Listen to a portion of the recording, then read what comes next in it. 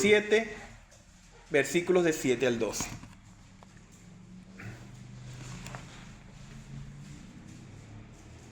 Dice así la palabra del Señor: Pedid y se os dará, buscad y hallaréis, llamad y se os abrirá.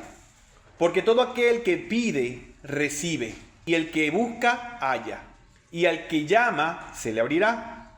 ¿Qué hombre hay de vosotros que si un hijo le pide pan, le dará una piedra? ¿O si le pide un pescado, le dará una serpiente?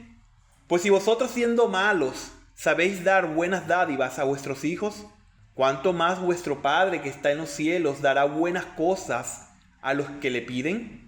Así que todas las cosas que queráis que los hombres hagan con vosotros, así también haced vosotros con ellos, porque esto es la ley y los profetas. He titulado el mensaje de esta mañana: ¿Cómo vive un verdadero hijo de Dios? ¿Cómo vive un verdadero hijo de Dios? Este título, mis hermanos, apunta claramente a una pregunta que nos surge debido a que vivimos en un mundo caído que empuja cada vez más y más hacia el pecado. Por tanto, ¿cómo puede vivir un creyente de manera digna de su llamamiento en medio de un mundo caído? ¿Cómo puede permanecer fiel a Dios, reflejando su carácter en cada una de sus relaciones? ¿Cómo debe vivir un ciudadano del reino de Dios? En virtud de esto, vamos a ver tres cosas que debemos tener presente si queremos vivir como un verdadero hijo de Dios. Tres cosas que es necesario, mis hermanos, que tengamos siempre como prioridad, de tal manera que podamos reflejar el carácter de nuestro Salvador. Y lo primero que nos muestra este pasaje es que el verdadero hijo de Dios debe vivir en, número 1, dependencia constante. Dependencia constante. Dice el versículo 7: Pedid y se os dará, buscad y hallaréis, llamad y se os abrirá. Fíjense que Jesús no cambia de tema. Continúa desarrollando la misma enseñanza, pues nos muestra que para vivir como un verdadero hijo de Dios debemos levantar la mirada hacia nuestro Padre Celestial. En el texto griego, los tres verbos están en tiempo presente imperativo, lo que comunica una acción continua. La idea es: sigan pidiendo, sigan buscando, sigan llamando. Nuestro Señor está describiendo un estilo de vida, no un acto ocasional. Nuestra dependencia de Dios no se manifiesta únicamente en los momentos difíciles, en los momentos de crisis, sino que es parte, o debería ser parte, de toda nuestra existencia como creyentes. Otra cosa a observar es que la progresión de los versos nos ayuda a poder describir tres expresiones de una misma actitud que va creciendo en intensidad. Pedir supone reconocer que carecemos de aquello que necesitamos. Nadie pide si antes no admite su propia necesidad. Es por ello que el orgullo mantiene las manos cerradas, mientras que la humildad las extiende hacia Dios. Por su parte, buscar añade diligencia a esa dependencia. No basta con reconocer nuestra necesidad. Debemos orientar activamente nuestra vida hacia Dios, anhelando conocer su voluntad y caminar en ella. En cuanto a llamar, comunica perseverancia. Es la imagen de alguien que permanece a la puerta porque sabe que detrás de ella está la única respuesta a su necesidad. Ahora bien, Jesús no está enseñando una fórmula para obtener lo que deseamos, sino invitándonos a cultivar una relación constante con nuestro Padre.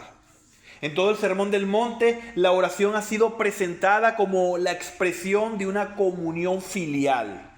En Mateo 6:8, el Señor dice: vuestro Padre sabe de qué cosas tenéis necesidad antes que vosotros le pidáis. Si Dios ya conoce nuestras necesidades, entonces la oración no tiene como propósito informarle absolutamente nada. Él ya lo sabe todo.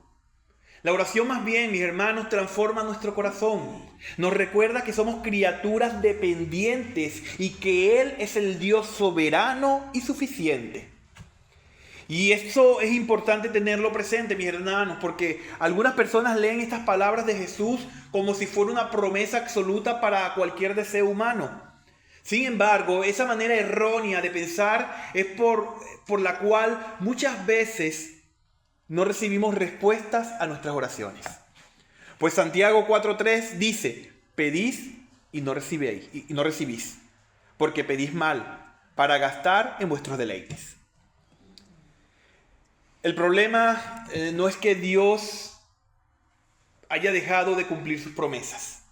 El problema es que muchas veces nuestras peticiones nacen de corazones dominados por deseos egoístas. Por eso debemos interpretar este pasaje dentro de su propio contexto, pues desde el capítulo 5 Jesús ha hablado del hambre y sed de justicia, de la pureza de corazón, de la misericordia, del amor a los enemigos, de buscar primeramente el reino de Dios y su justicia. Esas son precisamente las cosas que debemos pedir con toda y plena confianza. Esas son las cosas legítimas a las que el Señor nos exhorta a que pidamos en oración. Estamos hablando, mi hermano, de bendiciones del reino. Sabiduría para obedecer, gracia para vencer el pecado, fortaleza para soportar la prueba, fidelidad que en medio de la oposición y crecimiento en santidad.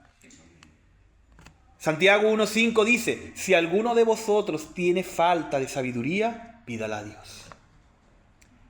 Pablo en Filipenses 4:6 dice: por nada estéis afanosos, si no sean conocidas vuestras peticiones delante de Dios. Por su parte, el autor de Hebreos en Hebreos 4:16 nos anima a acercarnos confiadamente al trono de la gracia para alcanzar misericordia y hallar gracia para el oportuno socorro. Toda la Escritura apunta en la misma dirección. Dios ha determinado que sus hijos reciban sus bendiciones por medio de la oración. Toda la Escritura lo establece así. Y esto, mis hermanos, armoniza perfectamente con la doctrina de la providencia divina. Nuestro Dios no solamente ha decretado el fin de todas las cosas, también ha decretado los medios por los cuales llevará a cabo sus propósitos. Él ha decidido sostener, edificar y fortalecer a sus hijos. Y uno de los medios ordinarios que utiliza para hacerlo es la oración. No oramos para cambiar la voluntad de Dios. Oramos porque Dios ha querido cumplir su promesa mediante las oraciones de su pueblo. Por eso oramos. En virtud de todo esto, debemos tener presente que la autosuficiencia es incompatible con la vida cristiana. Vivimos en una cultura que exalta la independencia, la autosuperación y la confianza en uno mismo. Pero el reino de Dios funciona exactamente al revés. El ciudadano del reino, mis hermanos, debe reconocer a diario que no puede vivir para la gloria de Dios con sus propias fuerzas. Muchas veces cuando las personas enfrentan luchas contra un pecado persistente o enfrentan decisiones difíciles, preocupaciones familiares o pruebas diarias, tanto a nivel laboral, familiar o relacional, su primer impulso es buscar soluciones humanas antes que buscar el rostro de Dios. Y si ese es tu caso, querido hermano, déjame decirte que la oración no debe ser tu último recurso. La oración debe ser tu principal herramienta para buscar al Señor y buscar solución a aquello que te esté afectando. Es el primer recurso porque sabemos que separados de Cristo nada podemos hacer. Hermanos, una iglesia fuerte no es ante todo una iglesia con muchos recursos o muchos programas. Es una iglesia que ha aprendido a vivir de rodillas porque sabe que todo lo que recibe viene de la mano de su Padre. En virtud de todo esto, después de exhortarnos a pedir, buscar y llamar, el pasaje dirige nuestra atención al carácter de aquel a quien dirigimos nuestras oraciones. Porque sin duda alguna, mis hermanos, necesitamos del Señor, necesitamos buscar al Señor, necesitamos esa comunión diaria con el Señor. Sin esa comunión, sin esa cercanía, vamos a fracasar. Necesitamos individualmente aferrarnos a sus promesas, obedecer con perseverancia y gozarnos y deleitarnos en sus bendiciones. El Señor a diario nos bendice. Primeramente, al renovar sus misericordias cada mañana. En segundo lugar, al permitirnos estar reunidos aquí para su gloria. El Señor nos ha bendecido, mis hermanos. Debemos gozarnos y debemos ir en oración, también en agradecimiento.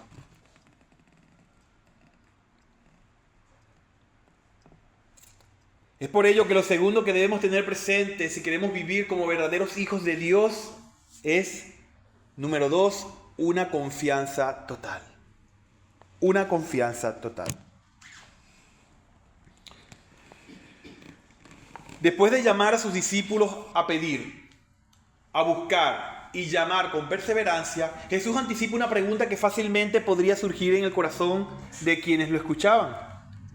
Y esa pregunta es, ¿cómo podemos tener la certeza de que vale la pena acudir constantemente a Dios? Recordemos que muchas personas dudaban porque sencillamente no tenían las convicciones ni habían conocido al Dios que había prometido y había cumplido. Por eso se preguntaban que qué garantía podían tener de que nuestras oraciones no caerían en el vacío. Nuestro Señor responde esas preguntas llevándonos no a una explicación filosófica, sino al carácter mismo de Dios.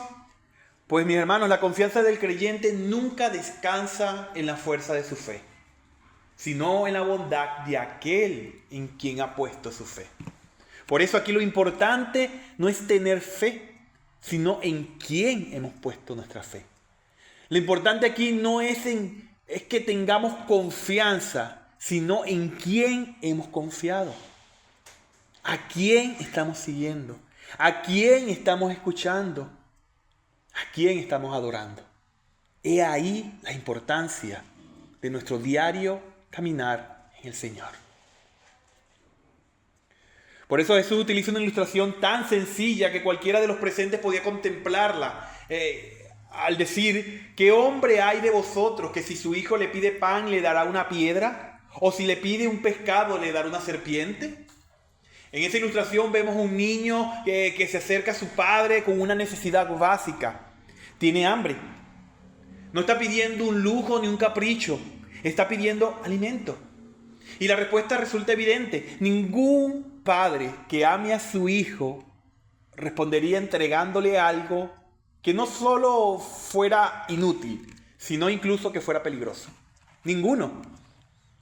Y fíjense que Jesús no está describiendo padres excepcionales. No está pensando en el mejor padre del mundo. Está hablando del padre común, del padre ordinario, que aún en una humanidad afectada por el pecado existe un afecto natural que impulsa a un padre a procurar el bien de su hijo. Sin embargo, inmediatamente el Señor introduce un contraste que sorprende al decir que si aún siendo malos sabemos dar buenas dádivas a nuestros hijos, cuanto más vuestro Padre que está en los cielos. Es decir, si un padre pecador procura el bienestar de sus hijos, ¿cuánto más lo hará el Padre Celestial cuya bondad es perfecta y cuya sabiduría jamás se equivoca? ¿Cuánto más? Ahora bien, quiero aclarar que Jesús no promete dar cualquier cosa. El texto dice que el Padre dará buenas cosas. Este pequeño detalle nos ayuda a no caer en interpretaciones equivocadas. Nuestro Señor no está ofreciendo una garantía para satisfacer todos nuestros deseos, sino una promesa de conceder aquello que verdaderamente es bueno para sus hijos. Fíjense que el pasaje paralelo, este pasaje en Lucas capítulo 11, versículo 13, allí Jesús identifica la mayor de esas dádivas al decir: cuánto más vuestro Padre Celestial dará al Espíritu Santo a los que le piden. Es decir, el énfasis no está en las bendiciones materiales, sino en las bendiciones espirituales. En esas bendiciones espirituales que necesitamos para vivir como ciudadanos del reino. Y esto podemos armonizarlo con todo el Sermón del Monte, pues ¿qué necesitamos para vivir conforme a las demandas de Cristo? Necesitamos gracia para vencer el pecado. Necesitamos sabiduría para obedecer al Señor. Necesitamos fortaleza para soportar la persecución. Necesitamos un corazón limpio, hambre de justicia, amor por nuestros enemigos y perseverancia hasta el final. Esas son las cosas buenas que el Padre se deleita en conceder a quienes acuden a Él. Santiago 1:17 dice: toda buena dádiva y todo don perfecto desciende de lo alto, del Padre de las luces. Por su parte, Pablo en Efesios 1:3 afirma que Dios nos bendijo con toda bendición espiritual en los lugares celestiales en Cristo. Todo afirma la misma idea. Y es que nuestro Padre nunca deja de dar aquello que realmente contribuye a nuestro bien eterno. Y esto, mis hermanos, nos explica por qué algunas veces las respuestas de Dios no coinciden con nuestros deseos. En ocasiones responde inmediatamente, en otras nos hace esperar, y hay momentos en que sencillamente dice que no. Pero incluso ese no forma parte de su bondad paternal. Como un padre amoroso no entrega un cuchillo afilado a un niño que le pide sin comprender el peligro, así nuestro Padre Celestial muchas veces nos niega aquello que creemos necesitar porque Él ve lo que nosotros no podemos ver. Muchas veces le pedimos cosas al Señor que no necesariamente son malas, pero que el Señor en su omnisciencia sabe que nos puede llevar un mal. Y como les he dicho en otras ocasiones, muchas veces el Señor nos dice que no, porque nos tiene algo mejor o porque sencillamente quiere evitar algo peor. Y nosotros constantemente estamos queriendo humanamente algo más, algo más. La insatisfacción, mis hermanos, es parte de nuestra humanidad. La insatisfacción es parte de nuestro diario vivir.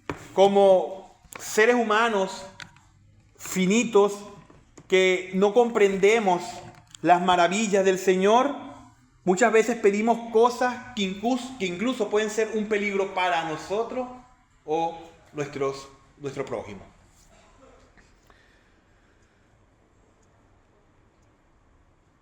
Nosotros contemplamos el presente, Él contempla la eternidad. Nosotros vemos solo una página de la historia mientras Él sostiene el libro completo en sus manos. Por eso la mayor evidencia del amor del Padre no es que siempre obtengamos aquello que pedimos, sino que siempre recibimos aquello que Él sabe que es verdaderamente bueno para nosotros. Por ello, mis hermanos, debemos recordar que el amor de Dios no depende de nuestras circunstancias, sino de su propio carácter. Él, en su omnisciencia, en su bondad, sabe qué es lo que nos conviene.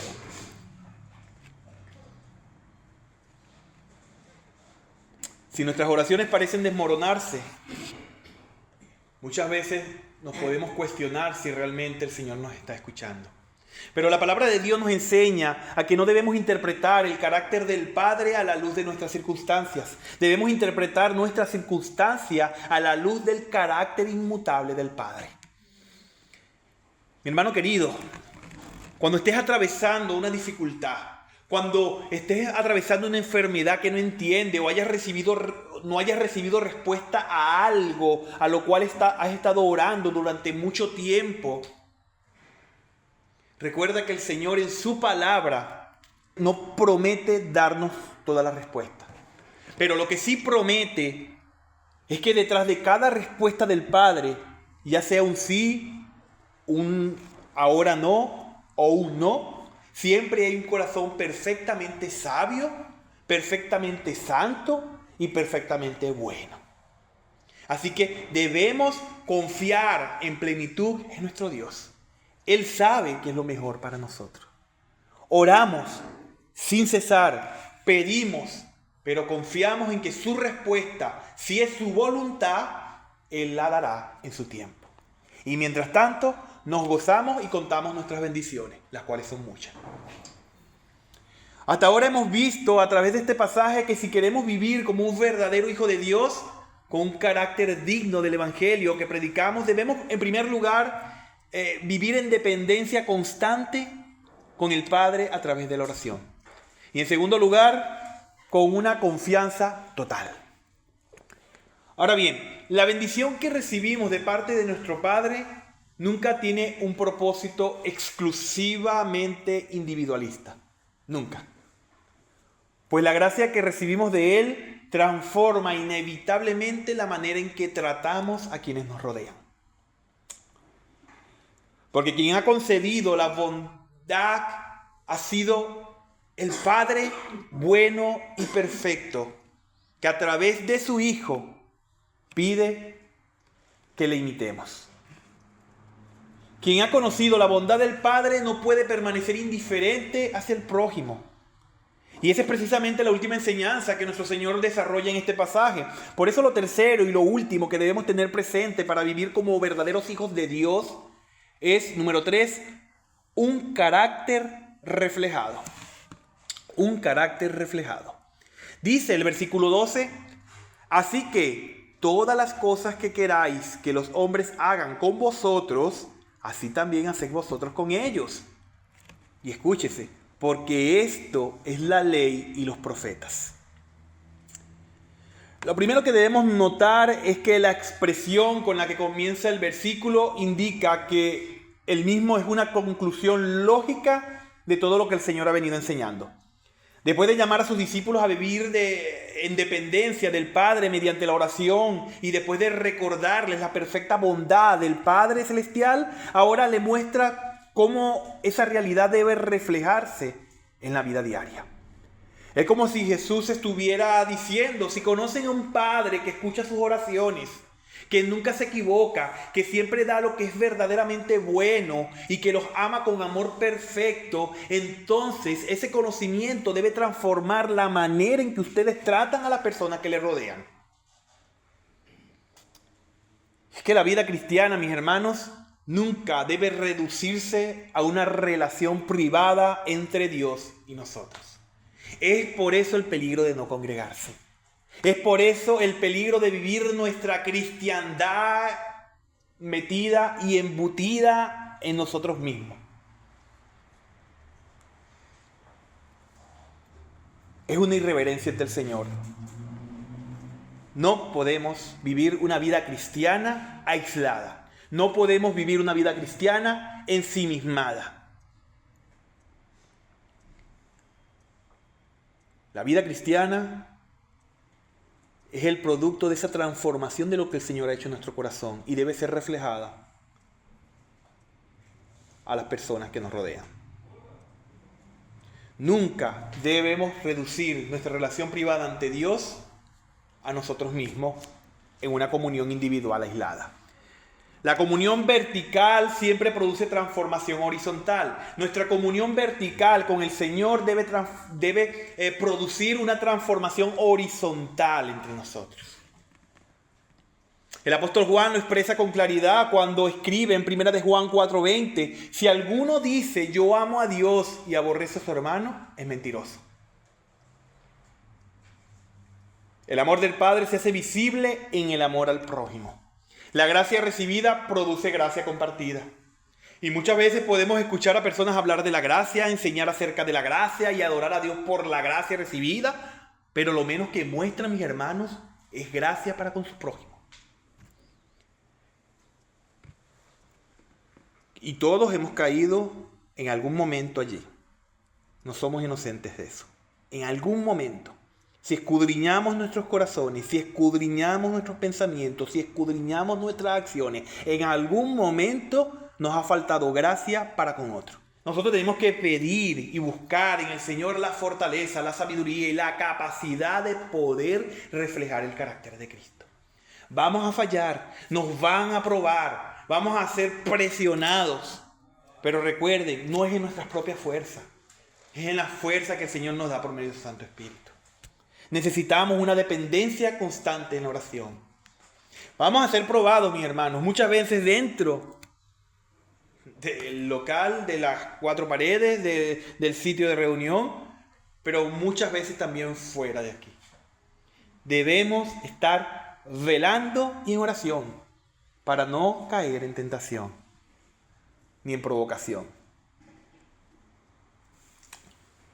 Y lo que hace esto más contundente es cómo termina el versículo. Jesús dice, porque esto es la ley y los profetas.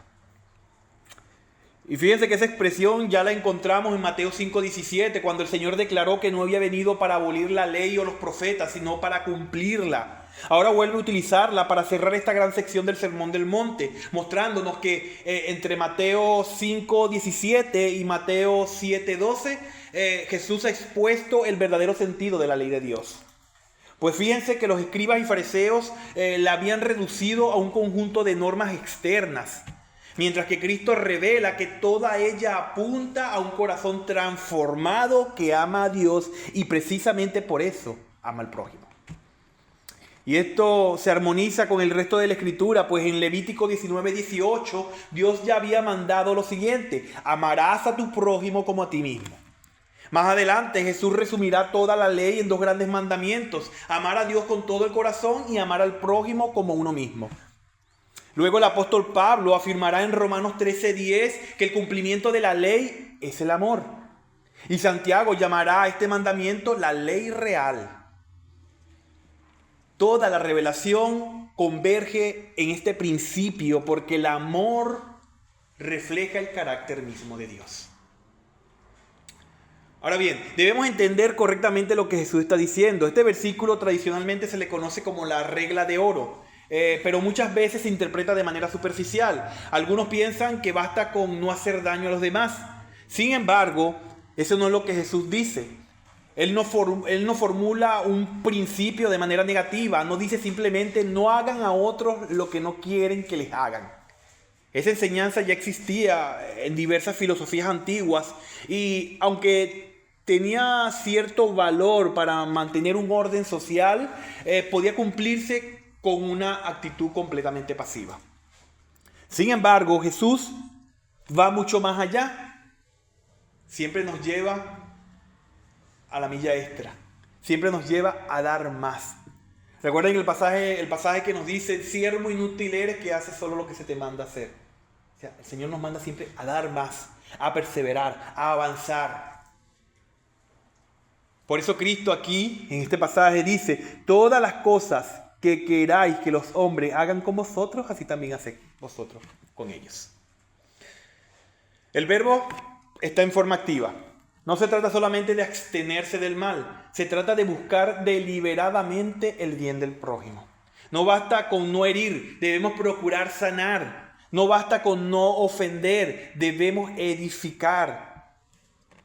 No basta con no ser injustos, debemos practicar la misericordia. No basta con evitar el egoísmo, mi hermano. Debemos aprender a servir. Por ello podemos ver una diferencia entre la moral del mundo y la ética del reino. El mundo siempre pregunta: ¿qué puedo obtener de los demás? El ciudadano del reino se pregunta: ¿cómo puedo bendecir a los demás? El mundano siempre calcula el beneficio. El Hijo de Dios debe pensar en el servicio. El mundo exige derechos. El discípulo de Jesús busca oportunidades para servir. Y aunque parezca algo sencillo, la verdad es que seguimos luchando con lo que queremos y no hacemos, y lo que hacemos y no queremos. Por ello es imposible vivir así simplemente con nuestro propio esfuerzo, porque en nuestro corazón debemos seguir luchando contra el egoísmo. Y para todo necesitamos al Espíritu Santo. Pues el hombre carnal puede controlar ciertas conductas por convivencia o por educación, pero solamente el corazón regenerado puede amar de la manera en que Dios quiere que nos amemos. Por eso este versículo no es simplemente un código de ética, es el fruto de una vida transformada por el Evangelio. Solo quien ha experimentado la bondad del Padre puede reflejar esa bondad hacia otros. Solo quien ha recibido misericordia puede extender misericordia. Solo quien ha sido perdonado puede aprender a perdonar. Ahora, ¿cómo aplicamos esto a nuestra vida diaria? ¿Cómo se ve esta verdad en nuestra vida cotidiana? Bueno,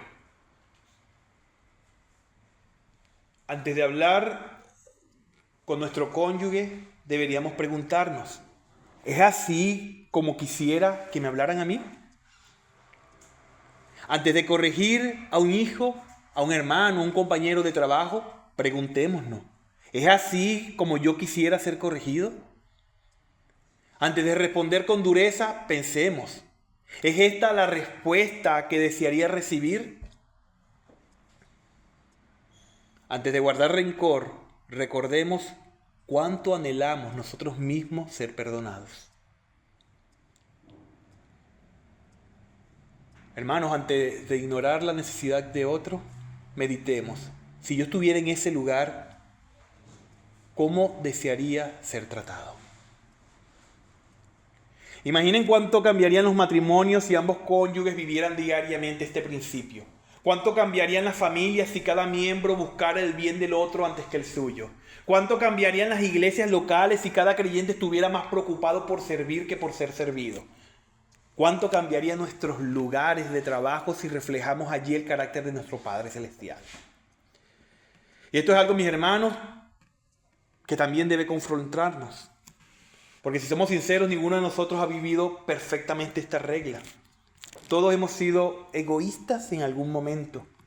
Todos en algún momento hemos hablado palabras que no nos hubiera gustado escuchar. Todos en algún momento hemos dejado de hacer el bien cuando tuvimos la oportunidad.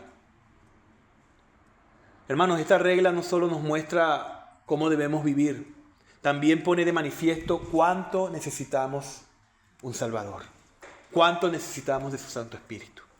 Por ello, mis hermanos, sigamos buscando del Señor en oración. Busquemos hacer lo que nos manda en su palabra. Debemos seguir avanzando, debemos seguir creciendo, debemos seguir madurando mientras contemplamos la bondad de Dios en nuestras vidas.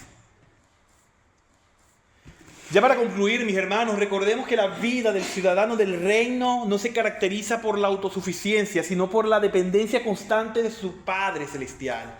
Por eso Jesús nos llama a pedir, a buscar y a llamar, recordándonos que la fortaleza para vivir la vida cristiana no nace de nosotros, sino de Dios. Por otra parte, recordemos con sumo gozo que podemos acercarnos con plena confianza al trono de la gracia. Porque nuestro Dios no es un Padre indiferente ni cruel. Él es perfectamente bueno y siempre da a sus hijos aquello que realmente necesitan. Tal vez no siempre responda como esperamos, pero siempre responde con perfecta sabiduría y amor. Y en tercer lugar, recordemos que esa relación con el Padre no puede quedarse en lo privado.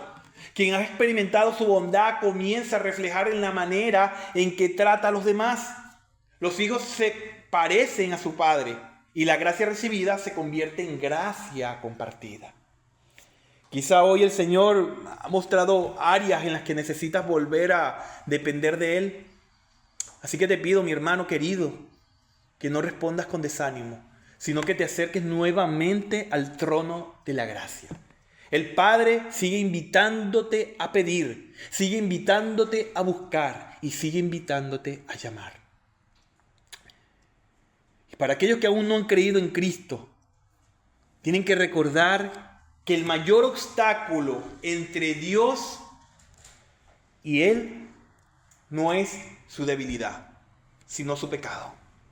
Pero el Evangelio anuncia que Cristo vivió la vida perfecta que nosotros no podíamos vivir. Murió en la cruz por nuestros pecados y resucitó para dar vida eterna a todo aquel que se arrepiente y cree en Él. Que el Señor nos conceda vivir cada día dependiendo de nuestro Padre, descansando en su bondad y reflejando su carácter, para que toda la gloria sea de Jesucristo. Vamos a orar.